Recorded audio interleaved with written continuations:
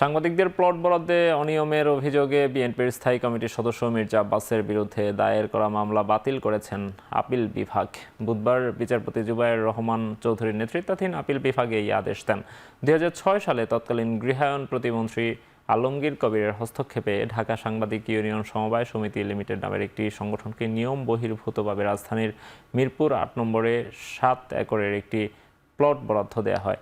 এই অভিযোগে 2014 সালের 6 মার্চ শাহবাগ থানায় 4 জনের বিরুদ্ধে মামলা করা হয়। সাবেক প্রতিমন্ত্রী আলমগীর কবির, আজহারুল হক, জাতীয় গৃহায়ন কর্তৃপক্ষের ক্যাশিয়ার মোহাম্মদ মনসুর আলম ও হিসাব সহকারী মতিয়ার রহমানকে আসামি করা হয়। পরে আজহারুল হককে বাদ দিয়ে মির্জা আব্বাস ও বিজন কান্তি সরকার নাম অন্তর্ভুক্ত করে 2015 সালের 12 জানুয়ারি 5 জনের বিরুদ্ধে অভিযোগপত্র দেয় দুদক। 2017 সালের 20 অক্টোবর মির্জা আব্বাস সহ 3 জনের বিরুদ্ধে অভিযোগ গঠন করে বিচার শুরুর নির্দেশ দেন ঢাকার বিশেষ জজ আদালত 4।